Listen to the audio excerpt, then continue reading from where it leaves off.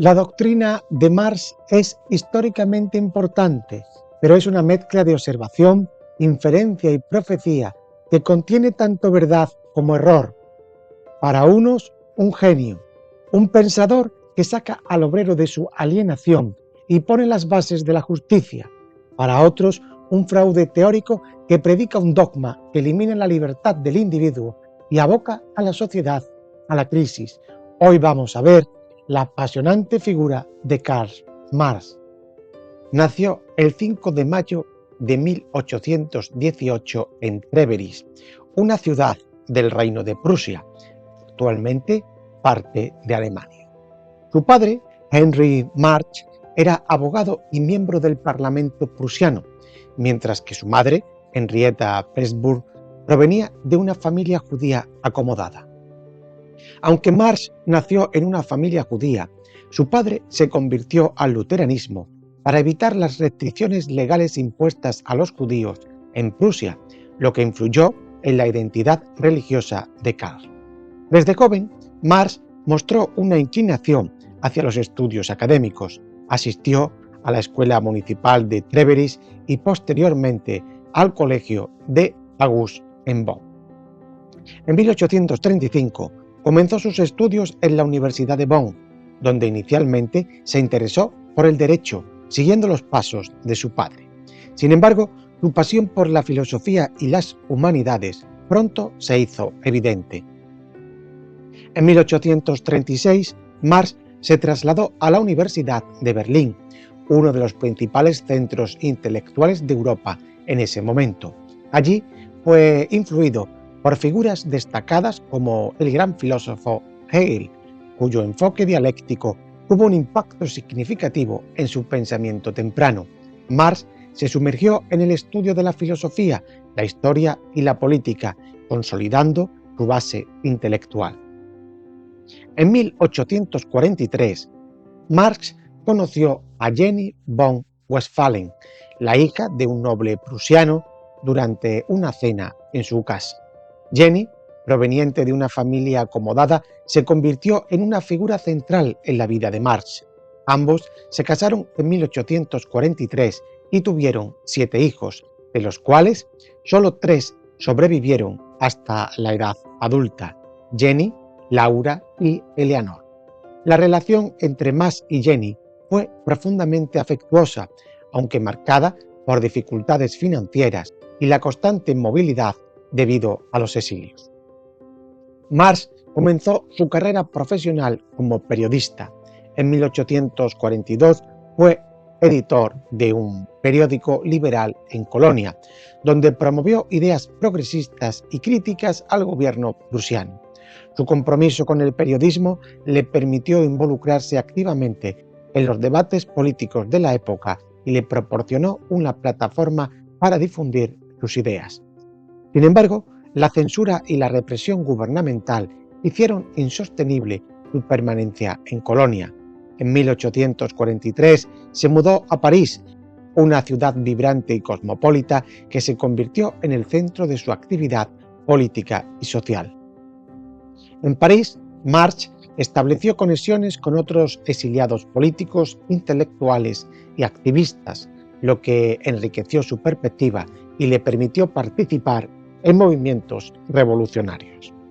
La vida de Marx estuvo marcada por el exilio constante debido a su participación en actividades políticas consideradas subversivas por las autoridades. Después de su estancia en París, Marx se trasladó a Bruselas en 1845, donde conoció a Friedrich Engels, con quien desarrolló una estrecha colaboración intelectual y personal. Engels, proveniente de una familia burguesa industrial, complementó las habilidades de Marx y juntos trabajaron en la elaboración de análisis críticos sobre la sociedad y la economía. En Bruselas, Marx y Engels se involucraron en la creación de la Liga de los Comunistas, una organización que buscaba promover la revolución proletaria. Esta colaboración resultó en la coautoría del Manifiesto Comunista de 1848, un texto fundamental que llamó a la acción a la clase trabajadora para derrocar al capitalismo y establecer una sociedad sin clases. Posteriormente, debido a la represión en Bélgica, Marx se trasladó a Londres en 1849, donde pasó el resto de su vida. Londres se convirtió en su hogar y en el epicentro de su actividad intelectual.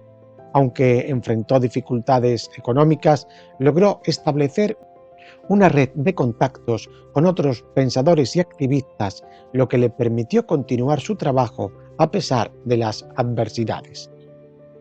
En Londres trabajó como periodista y editor para diversas publicaciones, donde escribió extensamente sobre economía, política y condiciones sociales. Su estancia en Londres también le permitió acceder a fuentes económicas y estadísticas que utilizó en su análisis crítico del capitalismo. Además de su trabajo periodístico, Marx se dedicó a la investigación y a la escritura. Su principal obra, El Capital, comenzó a gestarse durante su estancia en Londres. Este ambicioso proyecto tenía como objetivo desentrañar las dinámicas del sistema capitalista y analizar sus fundamentos económicos. La realización del Capital requirió de un meticuloso trabajo de recopilación de datos y análisis crítico, que fue un proyecto que consumió gran parte de su vida y energía. La vida familiar de Marx estuvo marcada por dificultades económicas y tragedias personales. La familia vivió en condiciones precarias en Londres, dependiendo en gran medida del apoyo financiero de Engels y de contribuciones de simpatizantes. Además, la salud de Marx se vio afectada por el estrés, el trabajo intenso y las condiciones de vida insalubres. Sufrió de diversas dolencias, incluyendo migrañas y problemas digestivos, que lo acompañaron hasta el final de sus días. Las relaciones familiares también enfrentaron tensiones, especialmente debido a las largas ausencias de Marx y las dificultades económicas del resto de la familia. Marx nunca tuvo un empleo fijo. En gran parte vivió gracias al apoyo financiero de Friedrich Engels, que gestionaba una fábrica y usaba sus ingresos para mantener a Marx y a su familia. Marx criticaba el capitalismo y la alienación del trabajo.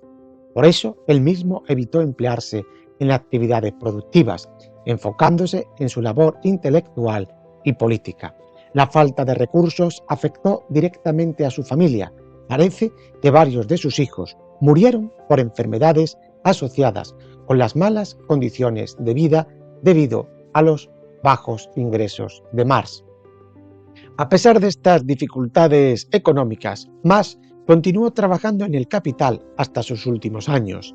La primera parte de esta obra fue publicada en 1867, aunque Marx no vivió para ver completadas las demás partes. Su dedicación incansable a la investigación y a la escritura reflejó su compromiso con la comprensión y transformación de la sociedad.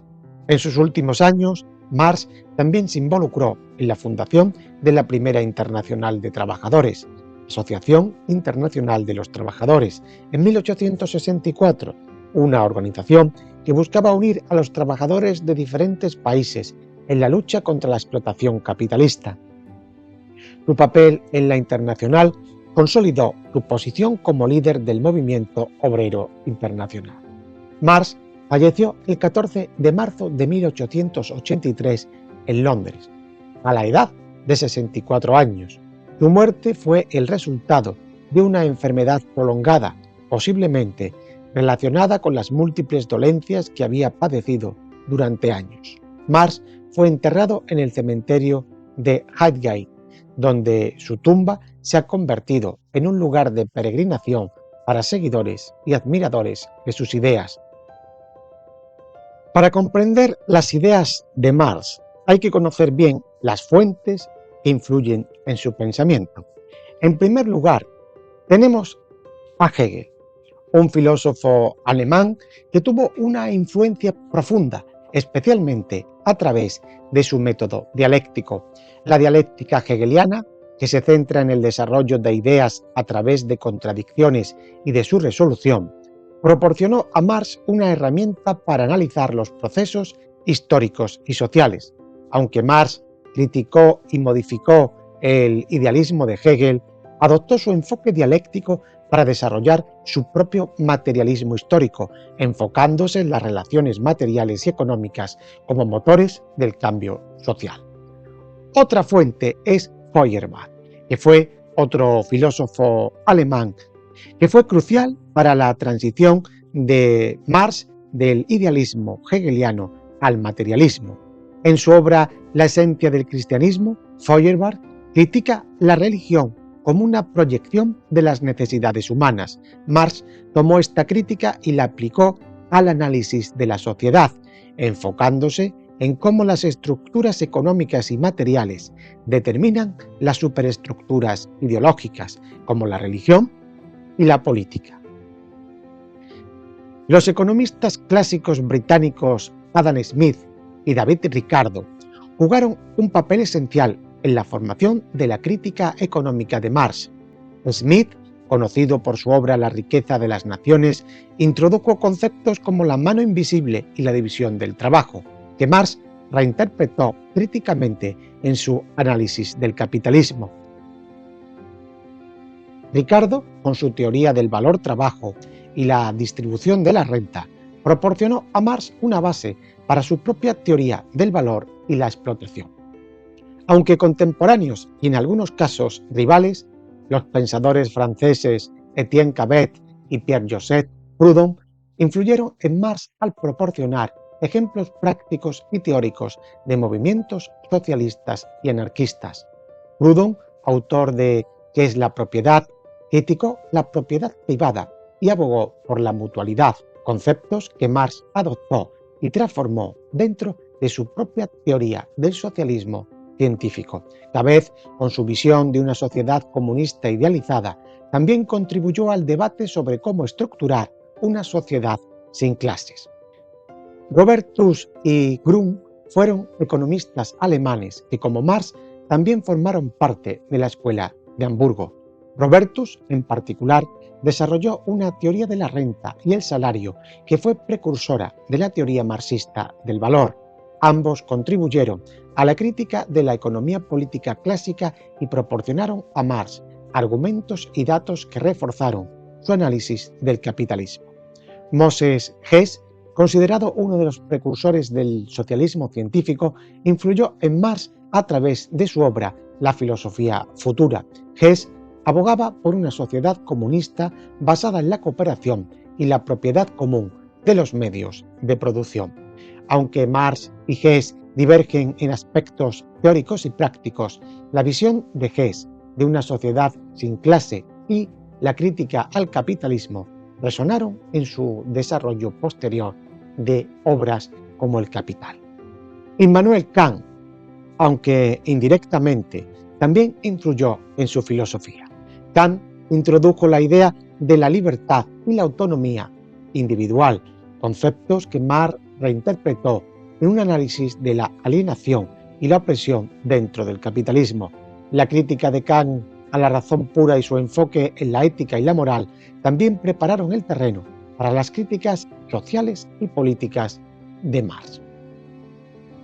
Los economistas y filósofos británicos James Mill y John Stuart Mill influyeron en Marx a través de sus contribuciones a la economía política y el utilitarismo. John Stuart Mill, en particular con su obra Principios de Economía Política, ofreció un análisis sobre la distribución del ingreso y la producción que Marx utilizó para desarrollar su crítica del capitalismo. Aunque Marx criticó aspectos del liberalismo económico de Mill, la obra de este proporcionó un marco para el debate y la formulación de ideas alternativas sobre la economía y la sociedad. No podemos olvidarnos tampoco de Engels, con quien escribió sus principales obras. Engels aportó conocimientos sobre la industria y las condiciones de los trabajadores, especialmente a través de su experiencia en la empresa textil familiar. Su obra, La situación de la clase obrera en Inglaterra, proporcionó a Marx datos empíricos esenciales para su análisis del capitalismo. La colaboración constante entre ambos permitió un intercambio de ideas que enriqueció y afinó las teorías marxistas. Una vez Trazado este contexto cultural, histórico y filosófico, vamos a entrar de lleno en sus obras. Vamos a empezar por el Manifiesto Comunista de 1848. El Manifiesto Comunista surge en un contexto convulso en Europa a mediados del siglo XIX.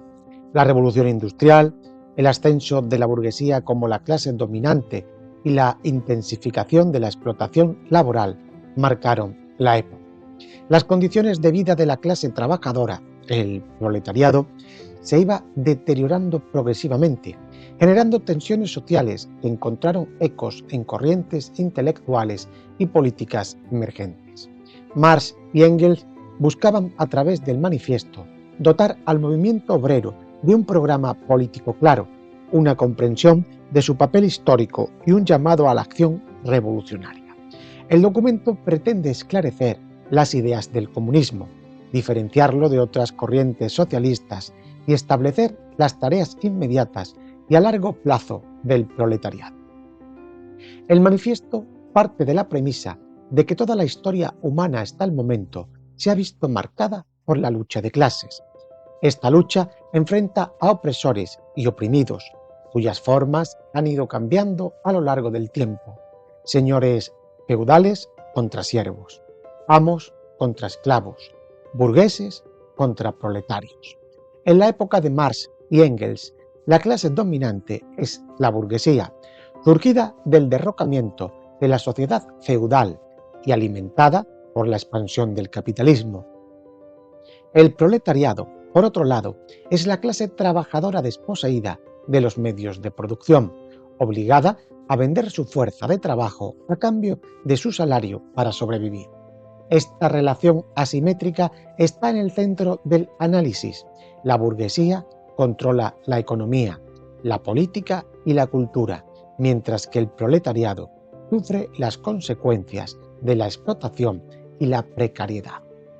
El manifiesto describe a la burguesía como una clase revolucionaria en sus orígenes, puesto que derrocó a la nobleza feudal, derribó barreras tradicionales y creó un mundo basado en la producción industrial y el libre comercio. Este logro, sin embargo, vino acompañado de la instrumentalización de todas las relaciones humanas en términos mercantiles.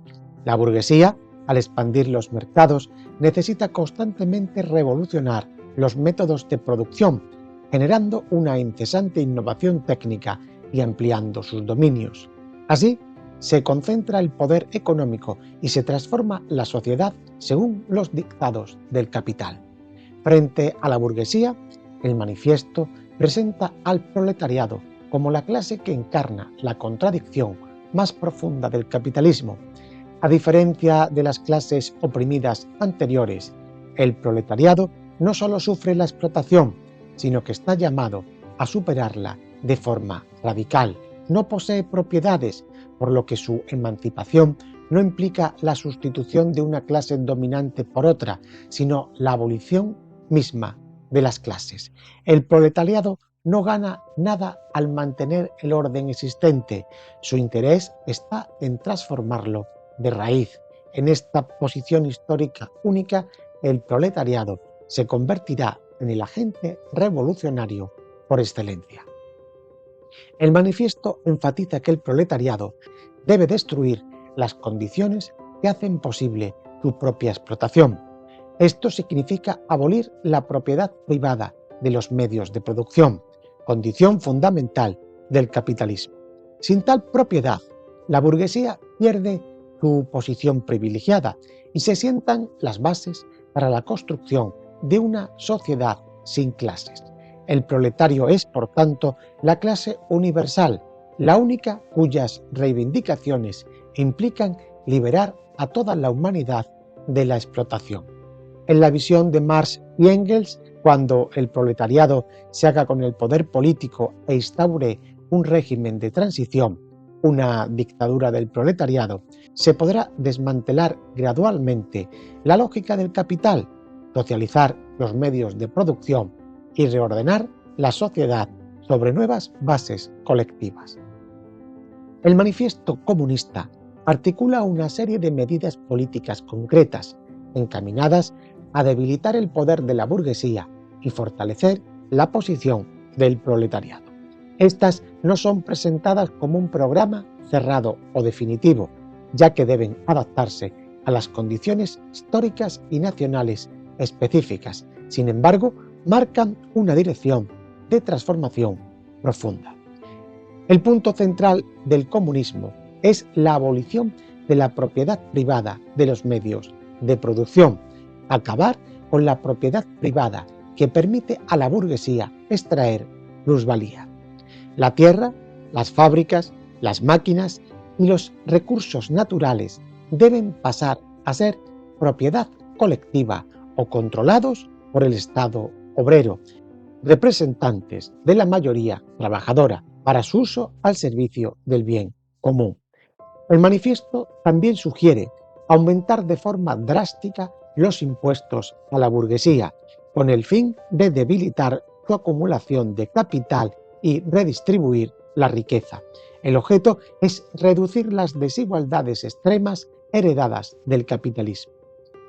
Para evitar que la riqueza se concentre en manos de unos pocos a través de las generaciones, la herencia debe ser suprimida, eliminada. Esto permitirá interrumpir la reproducción continua de las desigualdades.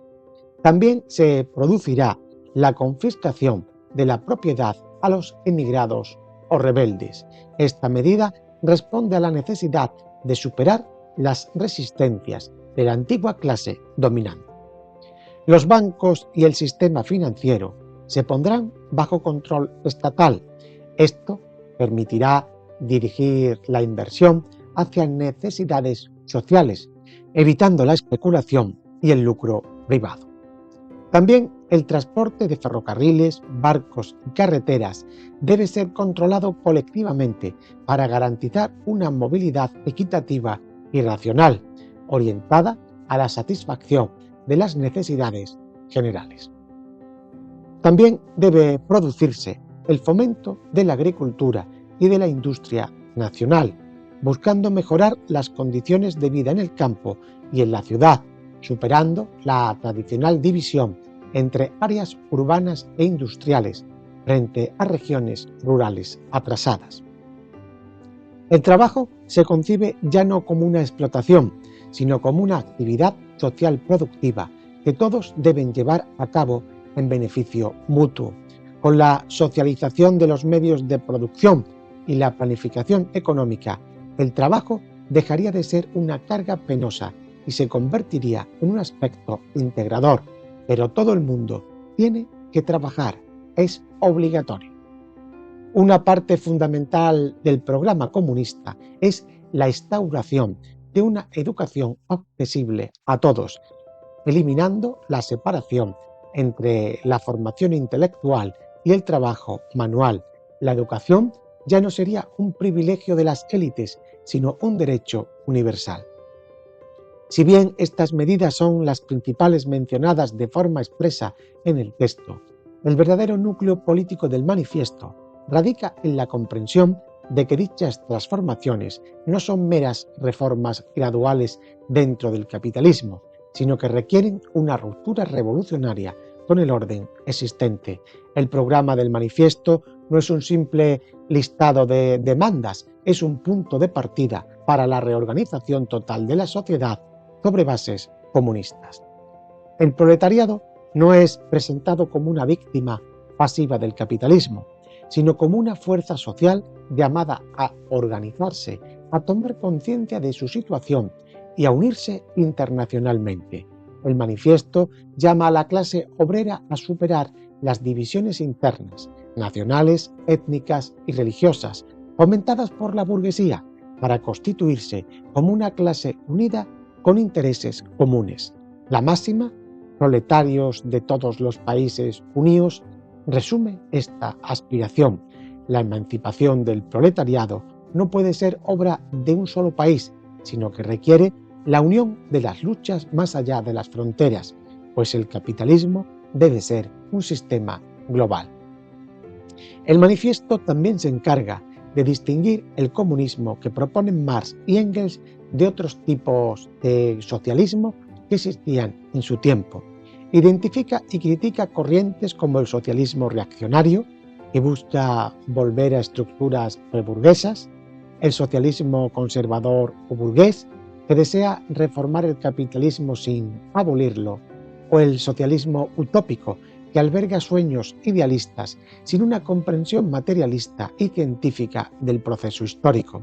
Frente a estas corrientes, el comunismo científico de Marx y Engels se presenta como una propuesta anclada en el análisis de las condiciones reales, en la dinámica interna del capitalismo y en las tendencias históricas verificables.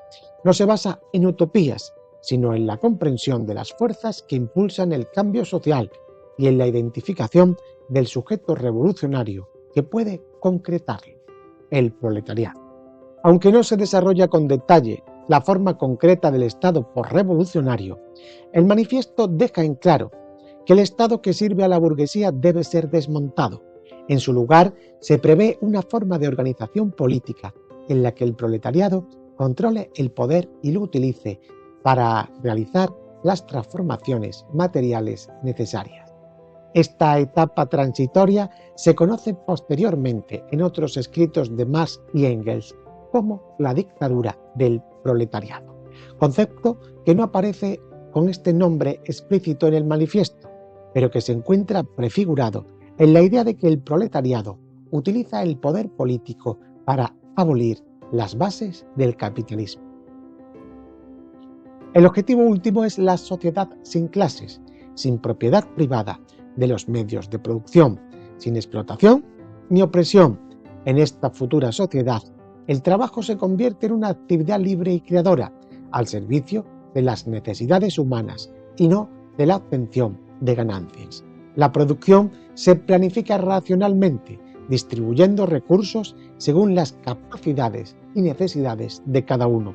Esta sociedad aspira a la superación de la pobreza, la ignorancia y la miseria que impera bajo el capitalismo.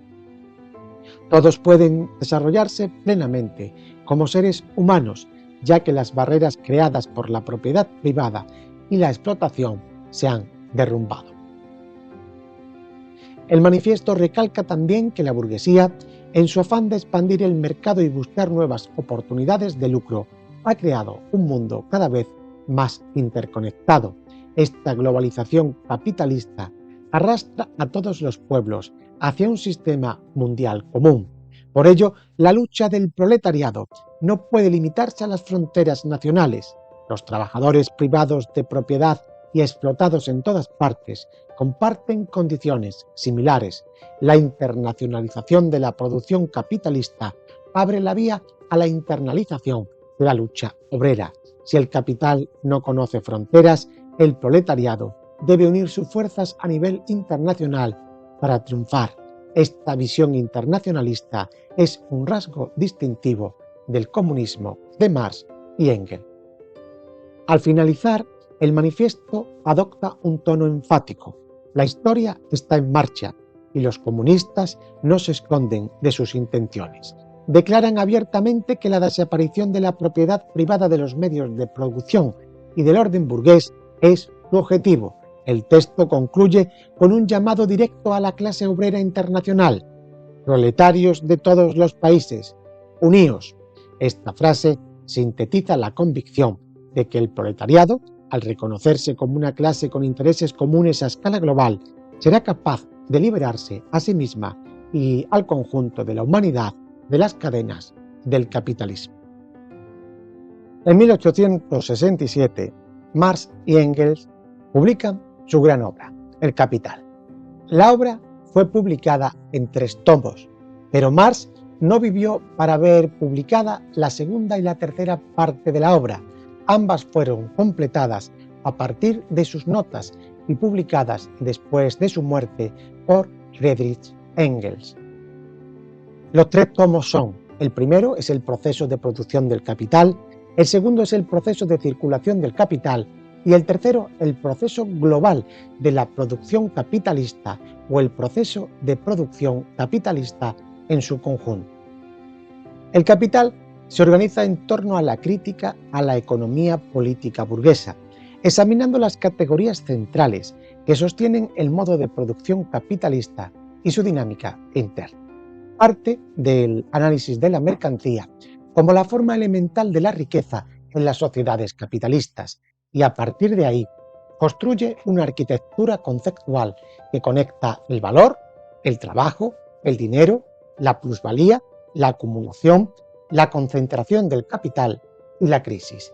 La obra no se limita a describir el funcionamiento del capitalismo, sino que pretende mostrar sus tensiones internas, sus contradicciones y el modo en que éstas generan transformaciones históricas. La mercancía aparece como un objeto doble, con un valor de uso, su utilidad concreta, y un valor de cambio, la cantidad de trabajo socialmente necesario para producirla, que se expresa en dinero. Esta distinción no es puramente conceptual, encierra la clave para comprender la naturaleza del valor. El valor surge no de la utilidad o de las propiedades físicas del objeto, sino del trabajo abstracto que en el conjunto de la sociedad se requiere para su producción. Este trabajo abstracto es el que homogeniza la variedad de trabajos concretos, un proceso social complejo que se da a través de la relación que las mercancías guardan entre sí en el mercado. El paso de la mercancía al dinero no es simplemente la adopción de un medio de intercambio práctico. El dinero se convierte en el equivalente universal que mide el valor de todas las mercancías y permite su intercambio en condiciones estables. Esta función no es arbitraria, nace de la propia estructura social del trabajo, que se presenta de forma fragmentada en productores independientes, cada uno especializado en un tipo de trabajo. El dinero, como cristalización del trabajo social abstracto, hace posible la medición y comparación de valores. La forma dineraria es el resultado de una compleja mediación social que convierte a un producto particular en medida de valor de todos los demás. Esta conversión revela una relación social entre productores que aparece bajo la forma de una relación entre cosas. A partir de la figura del dinero surge el capital, que no es solo una suma de mercancías o dinero, sino un valor que se valoriza a sí mismo a través del proceso de producción. El ciclo del capital se mueve desde el dinero al proceso de producción y nuevamente a más dinero, reflejando la búsqueda incesante de obtener mayor valor del que se invierte inicialmente. Esta expansión no se logra de manera espontánea, exige un tipo específico de relación social en la que la clase, la burguesía, controla los medios de producción, mientras que la otra clase, el proletariado, solo puede ofrecer su fuerza de trabajo. El dinero deviene capital cuando adquiere la capacidad de comprar la fuerza de trabajo y someterla a un régimen productivo que genere un excedente. La fuerza del trabajo, al ser una mercancía especial, produce más valor del que cuesta su reproducción. El valor de la fuerza de trabajo se determina por el tiempo de trabajo socialmente necesario para producir los bienes que el obrero necesita para sobrevivir y reproducirse. Sin embargo, cuando trabaja para el capitalista, el obrero genera valor por un tiempo mayor que el requerido para cubrir su propio sustento.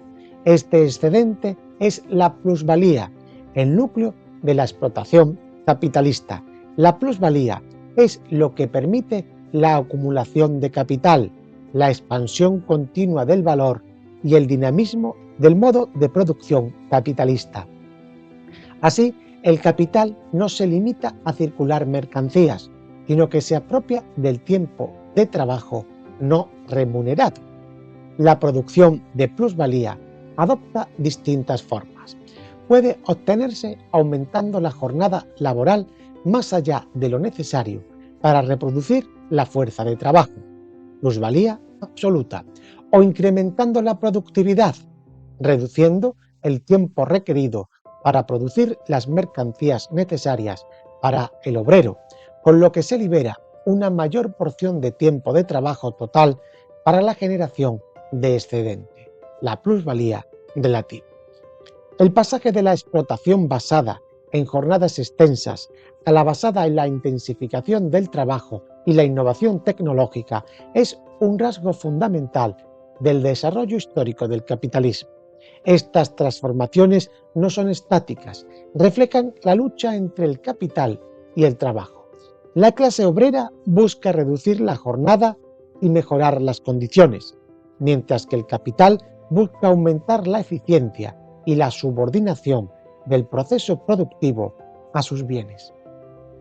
La maquinaria y la gran industria desempeñan un papel crucial en el incremento de la plusvalía relativa, pues permiten producir más mercancía con menos trabajo por unidad. Sin embargo, el uso de tecnología no implica necesariamente una mejora en las condiciones de vida de los trabajadores. La introducción de máquinas puede desplazar mano de obra, aumentar la dependencia del obrero, fragmentar las tareas, descalificar a ciertos trabajadores y generar desempleo crónico. Este fenómeno arrastra una contradicción. El capital avanza tecnológicamente para aumentar la productividad, pero al mismo tiempo, al sustituir trabajo vivo por trabajo muerto, máquinas, tiende a disminuir la fuente misma del valor, que es el trabajo. Este es el punto neurálgico. El capital necesita del trabajo para generar plusvalía, pero su desarrollo técnico busca reducir la porción de trabajo vivo implicado en la producción.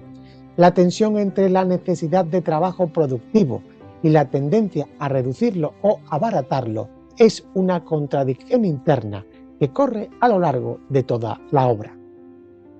El análisis de la cooperación, la manufactura y la gran industria muestra la trayectoria histórica del modo de producción capitalista. La cooperación simple se basa en la concentración de muchos obreros en un mismo espacio, lo cual incrementa la productividad. La manufactura introduce la división del trabajo al interior del taller, especializando a los obreros en tareas parciales, lo que aumenta la eficiencia, pero despoja al trabajador de la totalidad del proceso, convirtiéndolo en un apéndice de un mecanismo social de producción. Con la gran industria, las máquinas reemplazan el esfuerzo humano directo en gran medida, pero el obrero no domina las máquinas, es la máquina la que domina al obrero. Esta progresión no es lineal ni simple, pero marca una tendencia a la racionalización y a la disciplina del trabajo por parte del capital. El capital no se limita a la producción de mercancías, sino que se reproduce a sí mismo constantemente, acumulándose. La acumulación del capital implica que la plusvalía se reinvierte para ampliar las escalas de producción, incorporar más maquinaria y emplear más trabajadores o hacer más eficiente el trabajo existente. Este proceso de acumulación no es neutral ni armónico para Marx. Genera una dinámica de competencia feroz entre capitalistas que intentan superarse unos a otros mediante la innovación, la reducción de costes y la intensificación de la explotación. Esto lleva a la concentración y centralización del capital, donde el tamaño de las unidades de producción y de las empresas aumenta, al tiempo que la propiedad se concentra en menos manos. La acumulación produce también un ejército industrial de reserva, una masa de trabajadores desempleados o subempleados que sirven de presión sobre los salarios y disciplinan a la clase obrera. La existencia de este ejército de reserva no es un accidente, sino un resultado inherente del modo de producción capitalista. Mientras mayor es la productividad y mayor la escala de la industria, más obreros son expulsados del proceso productivo directo, quedando disponibles para ser recontratados a demanda del capital en las condiciones que éste imponga. Este mecanismo mantiene a raya las pretensiones salariales y las luchas obreras, estabilizando el sistema a costa de la seguridad laboral y las condiciones de vida de la clase trabajadora. El capital, en su desarrollo, no se contenta con permanecer en un ámbito local o nacional, tiende a expandirse geográficamente, a convertir el mundo entero en su campo de operaciones.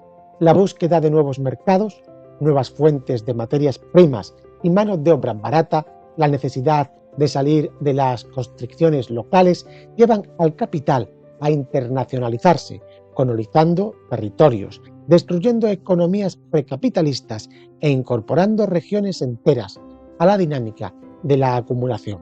Este proceso no es armónico ni pacífico, se basa en la violencia, el despojo y la destrucción de formas previas de organización social del trabajo.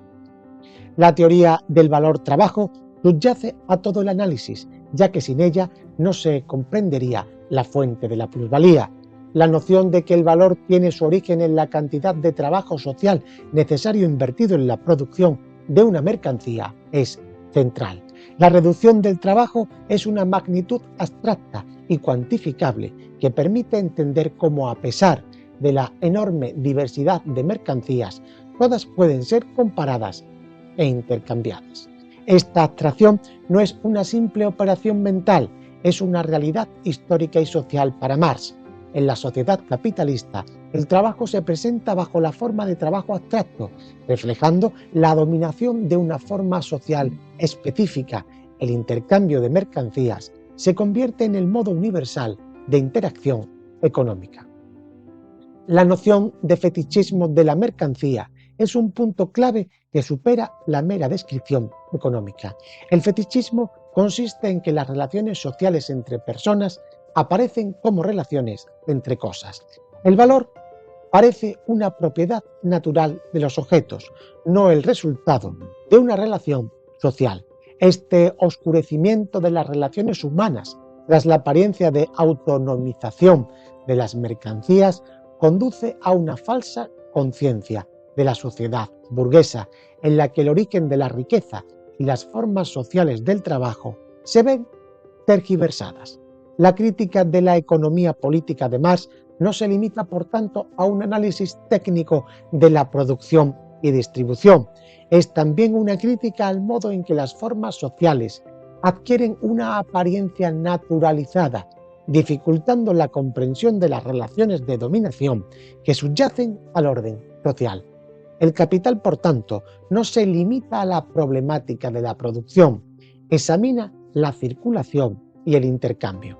La circulación del capital pasa por las fases en las que el dinero se convierte en mercancía, compra de medios de producción y fuerza de trabajo. Y la mercancía, tras el proceso productivo, retorna a las esferas de la circulación convertida en una cantidad mayor de dinero. El análisis de la circulación muestra cómo la producción de la plusvalía no puede completarse sin la realización de la misma en el mercado. El capital no se beneficia solo produciendo mercancía, debe además venderlas para materializar la plusvalía como ganancia. La interacción entre producción y circulación es compleja y las tensiones entre ambas esferas pueden llevar a crisis. Estas crisis no son accidentes fortuitos, sino momentos en que las contradicciones internas del sistema se hacen patentes. Las crisis surgen para Marx cuando la plusvalía producida no encuentra realización en la circulación, cuando la sobreproducción de mercancías topa con mercados insuficientes o cuando la competencia y la concentración llevan a una inestabilidad que estalla cíclicamente. La perspectiva del texto no presenta las crisis como meros desajustes temporales, sino como un elemento estructural del capitalismo. Cada ciclo de auge y recesión empuja al capital a reestructurarse, a mejorar la eficiencia, a despedir trabajadores, a buscar nuevos mercados, a desarrollar nuevas tecnologías. Estas dinámicas, lejos de eliminar la posibilidad de crisis, la reafirman como un mecanismo recurrente que hace del capitalismo un sistema intrínsecamente inestable y proclive a las explosiones periódicas de su propia lógica interna. El análisis también se detiene en la relación entre el capital variable, el gasto en fuerza de trabajo, y el capital constante, el gasto en medios de producción, maquinaria y materias primas. La composición orgánica del capital, entendida como la relación entre el valor invertido en medios de producción y el invertido en fuerza de trabajo, tiende a aumentar con el progreso técnico. Esta tendencia, ligada al desarrollo tecnológico, ocasiona una reducción relativa de la parte del capital que paga trabajo vivo. Como el trabajo vivo es la fuente de la plusvalía, se presenta la llamada tendencia decreciente de la tasa de ganancia. Al aumentar el capital constante y disminuir en términos relativos el capital variable, la cantidad de plusvalía producida respecto a la inversión total tiende a caer con el tiempo. Esta ley, para Marx, no es absoluta ni simplista, se ve contrarrestada por múltiples factores: incremento de la intensidad del trabajo, abaratamiento de los medios de producción, expansión de mercados e innovación, pero establece una dirección histórica que alimenta la dinámica de crisis y reacomodos del sistema. El análisis de la jornada laboral, de las condiciones de trabajo y de las luchas obreras no se limita a un plano moral, sino que se comprende en el marco de la relación de fuerzas entre capital y trabajo. La legislación laboral, las limitaciones a la explotación excesiva, la reducción de la jornada, no surgen espontáneamente de la generosidad del capital, sino de las presiones colectivas ejercidas por los trabajadores y sus organizaciones, así como de las necesidades sistémicas del propio capital, que debe mantener una fuerza de trabajo apta, mínimamente capacitada y no completamente aniquilada por la sobreexplotación. Estas tensiones revelan el trasfondo político de la producción. Las condiciones no son neutrales, responden a una lucha constante y a equilibrios inestables. La obra presta especial atención a la génesis histórica del capitalismo. El proceso conocido como acumulación originaria o primitiva no es una acumulación lenta y pacífica de recursos, sino un despojo, una violencia inicial que separa a los productores directos de los medios de producción. La expropiación de la tierra a los campesinos, la colonización, la esclavitud, el saqueo de recursos de otros continentes, todo ello configura el momento fundacional del capital. Esta violencia fundadora no es un episodio aislado del pasado, sino la base sobre la que se asienta el orden capitalista posterior. A partir de ahí, la circulación libre de trabajadores, libres de ataduras feudales, pero también libre de medios propios de subsistencia, deviene la condición necesaria para la relación capital-trabajo-asalariado. El análisis teórico no se reduce a aspectos meramente económicos. Aunque la obra se centra en las categorías económicas, valor, precio, salario, plusvalía, ganancia, renta, las implicaciones sociales son profundas. Las relaciones de género, las estructuras familiares, la educación, la formación cultural, la salud pública, todo se ve mediado por el modo de producción. El texto, aunque no se extiende ampliamente en todas estas direcciones, sugiere que el orden burgués no es simplemente una forma eficiente de organizar la producción, sino un orden social total que impacta la vida de los individuos en todas sus dimensiones.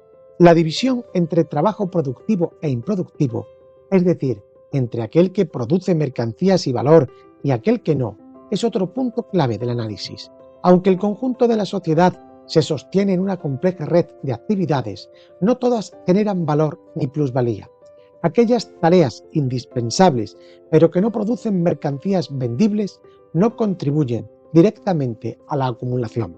Esta distinción no es una descalificación moral del trabajo, sino un señalamiento de las prioridades y lógicas internas del sistema que relega ciertas funciones sociales imprescindibles para la vida colectiva. Esta distinción no es una descalificación moral del trabajo, sino un señalamiento de las prioridades y lógicas internas del sistema que relega ciertas funciones sociales imprescindibles para la vida colectiva a la periferia de la valorización. El texto no presenta el capitalismo como un sistema estático, lo muestra en movimiento, impulsado por la búsqueda de la plusvalía, atrapado en contradicciones que promueven su expansión y su reestructuración constantes. La competencia no es solo entre capitalistas individuales, sino que se configura como un mecanismo global que obliga a innovar y abaratar costes y a transformar innecesariamente las relaciones laborales. Este dinamismo, sin embargo, no se traduce en un progreso lineal ni en una mejora continua de las condiciones de vida de la población. Puede haber avances en tecnología y producción, pero también miseria, desposesión y sometimiento. Lo que para el capital es racionalidad económica, maximizar la ganancia, para gran parte de la población significa precariedad, inseguridad, desarraigo. El análisis incluye también la relación entre campo y ciudad y la transformación de la agricultura bajo el influjo del capital. La producción agrícola que antes sostenía a comunidades autosuficientes pasa a integrarse en la lógica del mercado, adaptando las relaciones salariales, expulsando la población rural hacia las ciudades y generando monocultivos orientados a la obtención de beneficios. Este proceso altera el equilibrio ecológico, las formas de vida rural y el uso de la tierra, sometiendo el entorno natural a las necesidades de la acumulación. La destrucción de la pequeña propiedad campesina y su sustitución por grandes explotaciones agrícolas mecanizadas no es un mero avance técnico, sino una reconfiguración social profunda. La obra también examina la forma en que los capitalistas comparten la plusvalía. La plusvalía, según Marx, es el valor excedente apropiado por el capitalista que surge del trabajo del obrero más allá del valor equivalente a su salario. Este excedente, resultado del tiempo de trabajo no remunerado, es la fuente fundamental de las ganancias, la acumulación capitalista y la explotación de la clase a través de esta plusvalía. La tasa general de ganancia, la formación de precios de producción y la dinámica del mercado son las fases más complejas del análisis. La plusvalía se reparte entre distintos capitalistas según las condiciones específicas de su rama productiva, sus innovaciones tecnológicas, su capacidad para acceder a materias primas baratas o su posición en el mercado global. Esta repartición no altera la fuente de la plusvalía, pero complejiza la circulación y la realización del valor. Las diferencias sectoriales, la competencia internacional y las fluctuaciones de la oferta y la demanda generan patrones de desarrollo desiguales entre regiones y países, acrecentando las desigualdades sociales. La noción de que el capitalismo lleva en sí las semillas de su propia transformación aparece señalada no como una profecía, sino como una consecuencia lógica de sus contradicciones internas. La dinámica del capital tiende a transformar constantemente las condiciones sociales y técnicas de la producción, a reorganizar el mundo del trabajo, a concentrar la riqueza y a dejar amplios sectores en la miseria o el desempleo. Este movimiento interno, lejos de consolidar una armonía eterna, produce tensiones que bajo determinadas circunstancias históricas pueden propiciar cambios radicales en las estructuras económicas y políticas.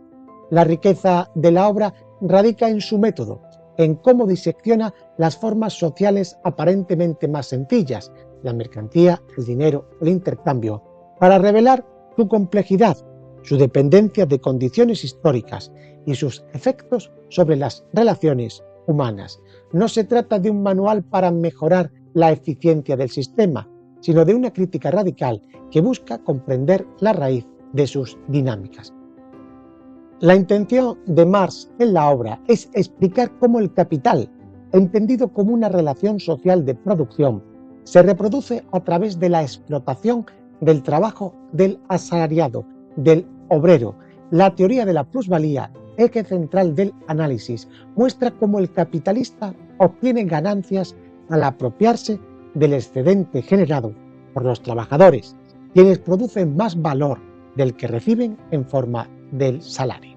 Marx analiza el proceso de acumulación del capital, revelando cómo esta dinámica conduce inevitablemente a la concentración de riqueza y al empobrecimiento de las masas trabajadoras. Además, expone la crisis cíclica inherente al sistema, derivada de las contradicciones entre producción social y la apropiación privada. El capital no solo es un diagnóstico crítico al sistema, sino también una herramienta teórica para comprender su evolución y potencial superación. Marx sostiene que las tensiones internas del capitalismo lo llevarán eventualmente a su colapso, sentando las bases para una sociedad más justa basada en la propiedad colectiva de los medios de producción y la eliminación de la explotación. La obra de Marx tuvo un impacto fundamental en el siglo XX y todavía lo tiene en la actualidad. Sin embargo, no está libre de críticas. Una de las más importantes es la que le hace Eugen von Baber. Este economista austriaco argumenta que Marx ignora la subjetividad del valor, que depende de las preferencias individuales, no del trabajo invertido. Von Baber señaló que la teoría no explica la relación entre valor y precios de mercado, ni justifica por qué trabajos diferentes deberían ser comparables. Así, considera que la teoría del valor falla en capturar la complejidad del intercambio en economías reales y que partiendo de eso, su obra no tiene, por tanto, ningún fundamento. También la obra ha recibido críticas por parte de los liberales que sostienen que la propiedad privada es fundamental para la libertad individual, la innovación y la prosperidad económica. Argumentan que la abolición de la propiedad propuesta por Marx lleva a la centralización del poder en el Estado y a la supresión de los derechos individuales. También se le critica la capacidad del mercado para asignar recursos eficientemente. Sin el mecanismo de precios y la competencia que propone abolir Marx en la etapa del comunismo, las economías planificadas propuestas por el marxismo tienden a generar escasez, ineficiencia y corrupción, como se ha evidenciado en experiencias históricas. También ha recibido una crítica que sostiene que la eliminación del lucro y las recompensas individuales desincentivan la innovación, el esfuerzo y la creatividad, elementos claves para el progreso social y económico. También hay una crítica a que Marx tiende a reducir al ser humano a su papel en la estructura económica, ignorando su dimensión ética, cultural y su derecho a la autodeterminación. Y por último podemos citar también que la experiencia histórica muestra que los intentos de implementar sistemas marxistas frecuentemente han derivado en regímenes autoritarios que han limitado la libertad individual, aunque evidentemente eso no es problema de Marx. ¿Y tú, qué opinas de las ideas de Marx? Déjamelo en los comentarios. Arriba te dejo más vídeos para que sigas profundizando en el saber.